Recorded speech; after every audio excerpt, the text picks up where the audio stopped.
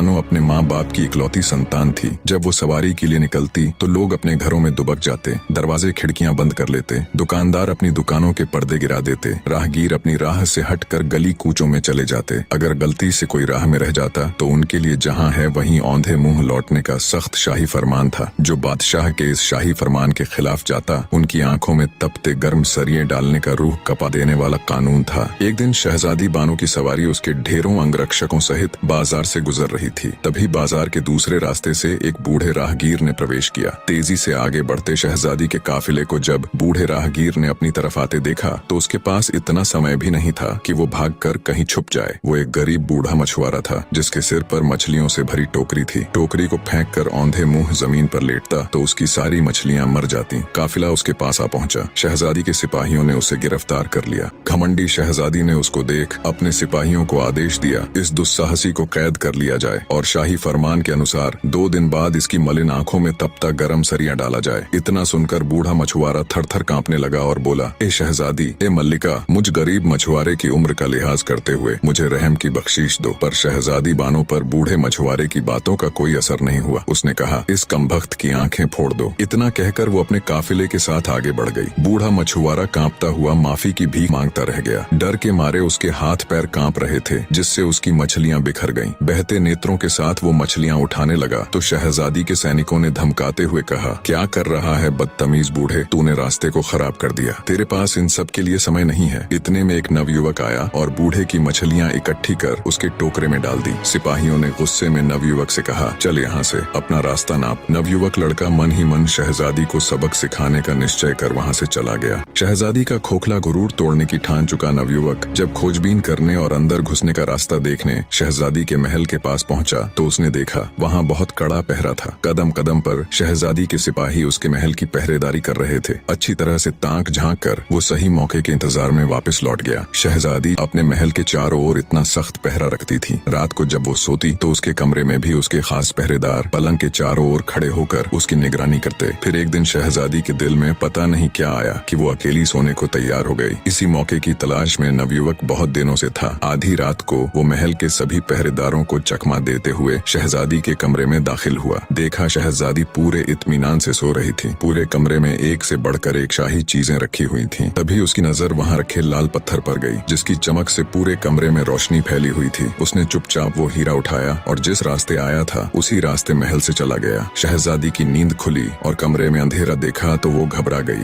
घबराकर शहजादी बिस्तर से उठ खड़ी हुई और हाथों से टटोलते हुए घंटे से बंधी जंजीर तक पहुंची और जंजीर खींच दी। घंटे की जोर जोर की आवाज सुनकर शहजादी के नौकर चाकर उसकी बांदियां तुरंत उसके पास पहुंची। उधर बादशाह और मल्लिका भी घंटे की आवाज सुनकर उठ गए। मल्लिका ने बादशाह से कहा, हाय क्या हो गया मेरी बच्ची को, जल्दी से उसके पास चलो। बादशाह और मल्लिका जब शहजादी बानो के कमरे में पहुंचे तो उन्होंने देखा शहजादी के पास नौकर खड़े हुए कह रहे थे, मल्लिका, हमने किसी को यहाँ से बाहर निकलते नहीं देखा। बादशाह के पूछने पर शहजादी ने बताया कि अब्बा जान कमरे में रखे हीरा लाल को कोई चुरा ले गया। बादशाह ने तुरंत सैनिकों को आदेश दिया कि जल्दी जाओ और देखो चोर अभी यही होगा। पर नवयुवक तो कब का वहाँ से जा चुका था। सुबह होते ही बादशाह ने पूरी सल्तनत में घोषणा करवा दी कि जो भी शहजादी के चोरी हुए हीरा लाल को वापस लेकर आएगा या आएगी उसे मुंह मांगा इनाम दिया जाएगा। नवयुवक को जब बादशाह की घोषणा का पता चला तो वो मन ही मन खुश हुआ। वो अब अपने अगले कदम के लिए तैयार था। शहजादी के गुरूर को तोड़ने की नवयुवक की योजना अब उसके हिसाब से जा रही थी। अपनी योजना अनुसार वो बादशाह के सम्मुख पेश हुआ और तख्त के सामने झुककर बड़ी अदब के साथ सलाम किया। बादशाह ने नवयुवक से पूछा, कौन हो तुम? नवयुवक ने अदब के साथ कहा, बादशाह सलामत, मैं शहजादी के चुराए हुए हीरा लाल को लेकर आया हूँ। अब आप अपने वायदे के मुताबिक मेरी मुंह मांगी शर्त को पूरा कीजिए। बादशाह हीरे को देख खुश होता हुआ बोला, कहो तुम्हें क्या चाहिए? नवयुवक ने बोला, बादशाह सलामत, मेरी गुजारिश है कि परसों शहजादी को देखने पर कैद किए गए वृद्ध मछुआरे की आंखें फोड़ने की सजा माफ की जाए और उन सिपाहियों की पीठ पर कोड़े लगवाए जाएं जिन्होंने उसे गिरफ्तार किया और मुझे गालियां दी। बादशाह ने हैरान होते हुए पूछा, उस बूढ़े मछुआरे के साथ तुम्हारा क्या रिश्ता है? नवयुवक बोला, हुजूर ए आजम, मेरा उसके साथ इंसानियत के अलावा कोई रिश्ता नहीं। बस उसकी हालत देखकर मुझे उसके ऊपर रहम आ गया और वैसे भी उसके देखने भर से शहजादी का क्या बिगड़ गया। नवयुवक के मुख से ये बात सुनकर बादशाह गुस्से से तिलमिला उठा। उसने अपने वजीर को आदेश दिया, इस कमबख्त को कारावास में डाल दो और वायदे के मुताबिक उस बूढ़े मछुआरे को रिहा कर दिया जाए और उन सैनिकों को 50-50 कोड़े मारे जाएं। नवयुवक ने बादशाह का हुक्म सुन बादशाह से कहा, बादशाह हुजूर, आप मुझे कारावास की सजा क्यों दे रहे हो? तब बादशाह बोला, एक तो तुमने शहजादी के लाल हीरे को चुराया और ऊपर से शहजादी का अपमान किया है। नवयुवक ने बड़े अदब के साथ कहा, बादशाह हुजूर, हीरा मैंने बूढ़े मछुआरे को सजा से बचाने के लिए चुराया था। आप ये ठीक नहीं कर रहे हैं। अगर आपने ऐसा किया तो मैं आपकी जेल से भाग जाऊंगा और आपका ताज चुरा लूंगा। बादशाह बोला, बेवकूफ लड़के, तू मेरे ताज के आसपास भी नहीं फटक सकता। बादशाह ने सिपाहियों को उसे जेल ले जाने का इशारा किया। इशारा मिलते ही तुरंत सिपाही नवयुवक को पकड़कर कैद खाने ले गए और जेल में बंद कर दिया। नवयुवक जेल में बैठा खुश हो रहा था। जैसा वो चाहता था अब तक बिल्कुल वैसा ही हो रहा था। वो अब अपने अगले कदम के लिए पूरी तरह तैयार था। बादशाह शहजादी के पास गया और हीरा लाल देते हुए उसे सारी दास्तान सुनाई। शहजादी ने कहा, अब्बा जान, उस दुस्साहसी की इतनी मजाल कि उसने मेरे कमरे से हीरा लाल चुराया और अब आपका ताज चुराने की फिराक में है। उस दुष्ट व्यक्ति को बीच चौराहे पर खड़ा करके उसके दोनों हाथों को कटवा दीजिए ताकि फिर कभी कोई ऐसी जरूरत करने की सोचे तक नहीं। बादशाह ने शहजादी से कहा, बेटी तुम चिंता मत करो, जैसा तुम कहती हो उसके साथ वैसा ही किया जाएगा। बादशाह ने पूरे राज्य में घोषणा करवा दी कि कल सुबह राज्य का हर व्यक्ति शहर के चौराहे पर आ जाए। बीच चौराहे पर शहजादी के महल में चोरी करने वाले दुष्ट नौजवान व्यक्ति को खड़ा कर उसके दोनों हाथ काटे जाएंगे। बादशाह का वजीर जब कैद खाने जाकर नवयुवक को ये खबर देता है तो नवयुवक जोर जोर से हंसने लग जाता है और कहता है, तुम सब पागल हो गए हो। सुबह तक यहाँ कौन रुकेगा? मैं तो आज रात ही बादशाह का ताज लेकर यहाँ से फुर्र हो जाऊंगा। वजीर ने कैद खाने के दरोगा को हुक्म देते हुए कहा कि आज रात कैद खाने के चारों ओर सख्त पहरा लगवा दीजिए।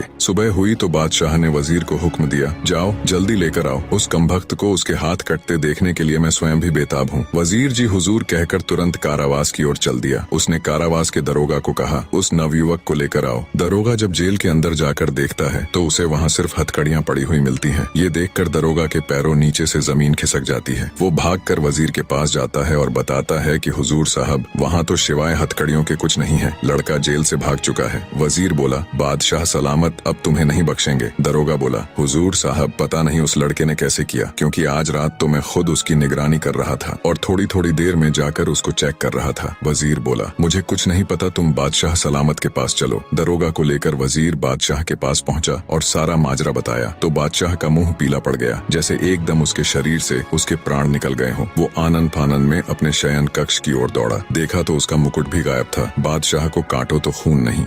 शहजादी बानो अपने पिता के महल में आती है। देखा तो बादशाह उदास बैठा हुआ है। शहजादी ने उनसे मायूसी का कारण पूछा तो बादशाह बोला, क्या फायदा मेरे बादशाह होने का जब एक मामूली सा चोर लड़का मेरे महल में दाखिल हो जाता है और जो उसका मन करे उठा ले जाता है। शहजादी बोली, मुझे तो लगता है सभी नौकर उस कमबख्त से मिले हुए हैं, पर आप उदास मत हो अब्बा जान। एक तरीका है उसे पकड़ने का और आपका ताज फिर से पाने का। आप उस बूढ़े राहगीर को फिर से कैद करवा कर पूरे नगर में घोषणा करवा दीजिए कि बूढ़े मछुआरे की आंखें निकाल कर उसे शहजादी के महल में बंदी बनाकर रखा गया है। वो उसे बचाने जरूर आएगा। बादशाह के हुक्म की देर थी कि कुछ ही देर में सैनिक उस बूढ़े राहगीर को पकड़ लाए। बादशाह ने बूढ़े मछुआरे को आराम के साथ शाही कमरे में ठहराया और अपनी योजना अनुसार पूरे राज्य में घोषणा कर दी कि बूढ़े की आंखें निकाल उसे कैद करके रखा है। नवयुवक को जब पता चला तो उसके तन बदन में आग लग गई। उसने खुद से कहा, जब मेरे ऊपर वश नहीं चला तो उस बूढ़े राहगीर को ही उठा लिया, पर अब बस बहुत हुआ। अब इन सब का अंत करने का समय आ गया है। रात हुई तो शहजादी के महल के चारों तरफ कड़ा पहरा लगा दिया गया। कदम कदम पर शाही सैनिक अस्त्र शस्त्रों के साथ चौकन्ने खड़े थे। खुद बादशाह भी भेष बदलकर गश्त कर रहा था। पर तभी अचानक शहजादी के महल से हृदय चीर देने वाली चीख सुनाई दी। बादशाह आनन फानन में भागा भागा शहजादी के कमरे में दाखिल हुआ। देखा तो शहजादी जमीन पर पड़ी हुई है और उसका पूरा शरीर नीला पड़ गया है। तुरंत शाही वैद्य को बुलाया गया। जब वैद्य ने राजकुमारी को चेक किया तो उसके होश उड़ गए। कांपती आवाज में बादशाह से कहा, माफ करे हुजूर, शहजादी अब इस दुनिया में नहीं है। किसी जहरीले सांप के काटने से वो मर चुकी है। बादशाह के ऊपर तो जैसे मुसीबतों का पहाड़ टूट पड़ा। वो दहाड़े मार मार कर रोने लगा। बेटी, तुम मुझे छोड़ के नहीं जा सकती। तुम्हारे बिना मैं भी अपने प्राण त्याग दूंगा। पूरे महल में चीख पुकार मच गई। तभी वजीर की नजर वहाँ रखी एक कुर्सी पर गई जिसके ऊपर बादशाह का शाही ताज रखा हुआ था। वजीर बोला, माफ करना हुजूर, ये सही समय नहीं है, पर ये सब किया धरा उस चोर का ही है। वो ही यहाँ पर किसी जहरीले सांप को छोड़ गया और आपका ताज भी रख गया। शहजादी के मौत के गम में बादशाह पूरी रात रोता है। सुबह हुई तो रस्म अनुसार शहजादी बानो को दफनाया गया। शहजादी के गम में पूरे नगर की आंखें नम थीं। हर जगह एक अजीब सा सन्नाटा पसरा हुआ था। शहर की सभी दुकानें बंद थीं। हर कोई शहजादी के लिए दुआ कर रहा था। अगले दिन बादशाह जब शहजादी की समाधि पर फूल चढ़ाने गया तो देखा शहजादी की कब्र खुदी हुई थी। शहजादी का पार्थिव शरीर कब्र से गायब था। ये देख बादशाह को बड़ा भयानक सदमा लगा। अपने होशो हवास खो वो जमीन पर गिर पड़ा। वजीरों ने जब उस पर ठंडे पानी से छिड़का किया तो उसे होश आया, पर बादशाह अब भी अपने हवास में न था। वो सबकी तरफ ऐसे देख रहा था जैसे वो किसी को जानता ही न हो। 4 दिन के इलाज के बाद उसका होश ठिकाने आया। बादशाह को इतना गम शहजादी की मौत का भी न था जितना उसकी मैयत गायब होने का था। उसने दूसरे राज्यों से स्पेशल जासूसों की पूरी टुकड़ी बुला ली और शहजादी की मैयत का पता लगाने को कहा। शहर के चप्पे चप्पे में अब जासूस फैल चुके थे, पर उन्हें क्या पता था शहजादी का चोर तो कब का मुल्क से बाहर जा चुका था।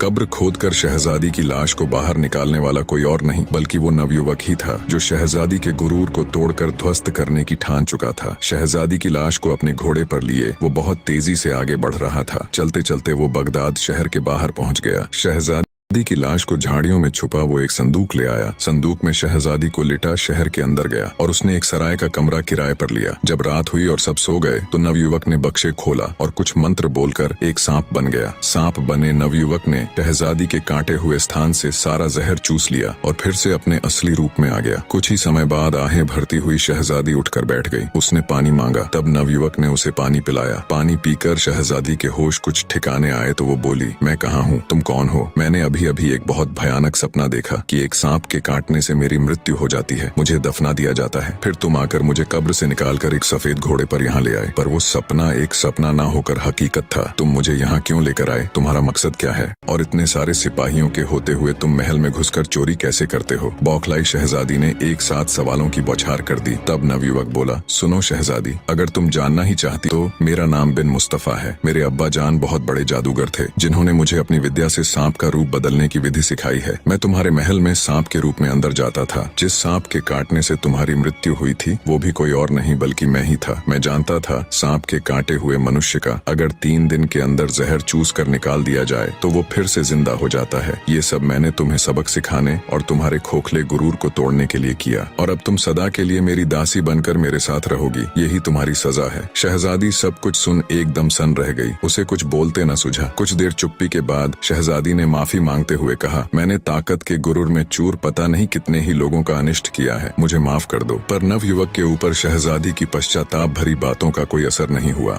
शहजादी को अपने घर लाकर एक बंदी या फिर ये कहे एक दासी की तरह नवयुवक रखने लगा। कुछ दिन तक तो शहजादी ने नवयुवक से मिन्नतें की कि वो उसे उसके पिता के पास छोड़ आए, पर नवयुवक को उसके ऊपर विश्वास न था। उसे लगता था शहजादी ये सब मजबूरी में और उसकी कैद से छुटने के लिए बोल रही है। समय बीतता गया। शहजादी अब अपना पूरा अहंकार त्याग कर एक पत्नी की तरह घर का सारा काम करती और नवयुवक की हर छोटी से छोटी बात का ख्याल रखती। धीरे धीरे नवयुवक के दिल में भी शहजादी के प्रति कठोरता की जगह नरमी ने ले ली। वो उसे चाहने लगा। फिर सोचा, मैं कहाँ एक छोटे से जादूगर का लड़का और वो मुल्क की शहजादी। फिर एक दिन ऐसा आया जब नवयुवक ने शहजादी को परखने के लिए घर पर अकेला छोड़ दिया और भागने का पूरा मौका दिया, और सोचा रात को जब लौटूंगा तब शहजादी मुझे मिल गई तो उसके सामने अपने दिल की बात कह दूंगा। रात तक का समय नवयुवक ने बड़ी मुश्किल से काटा। रात हुई तो वो धड़कते दिल के साथ घर की ओर चल दिया। उसके मन में ढेरों विचार एक साथ चल रहे थे। नवयुवक जब रात में घर आया तो उसने देखा शहजादी कहीं नहीं गई बल्कि रोजमर्रा की तरह अपने कामों में तल्लीन थी। आज पूरा दिन सोचने समझने और विचार करने के बाद उसने फैसला लिया कि शहजादी के साथ उसका कोई भविष्य नहीं है। उन दोनों के बीच प्रतिष्ठा और रुतबे की बहुत बड़ी दीवार है, तो वो उसे सही सलामत बादशाह के पास ही छोड़ आएगा। सुबह हुई तो शहजादी को लेकर वो बादशाह के पास गया। जब बादशाह ने अपनी बेटी को सही सलामत देखा तो उसकी आंखों से खुशी की अश्रुधारा बह निकली। उसने शहजादी को गले लगा लिया और ढेरों सवाल एक साथ दाग दिए। तब नवयुवक ने बादशाह से माफी मांगते हुए सारा किस्सा कह सुनाया। सब सुनकर बादशाह ने अपने वजीर को हुक्म दिया कि इसे अभी फांसी के तख्ते पर चढ़ा दो, पर शहजादी ने अपने पिता से कहा, नहीं अब्बाजान, इसने मेरा अहंकार नष्ट करने के लिए ये सब किया। अब मैं इसे अपने हृदय से अपना पति मान चुकी हूँ। अगर इसे कुछ हुआ तो मैं भी अपने प्राण त्याग दूंगी। बेटी के मोह में मजबूर बादशाह ने दोनों का निगाह करवा दिया। अब पहले जैसा कोई कानून नहीं रहा। प्रजा भी अब खुशी से रहने लगी। इधर शहजादी और नवयुवक भी एक दूसरे के साथ खुश थे।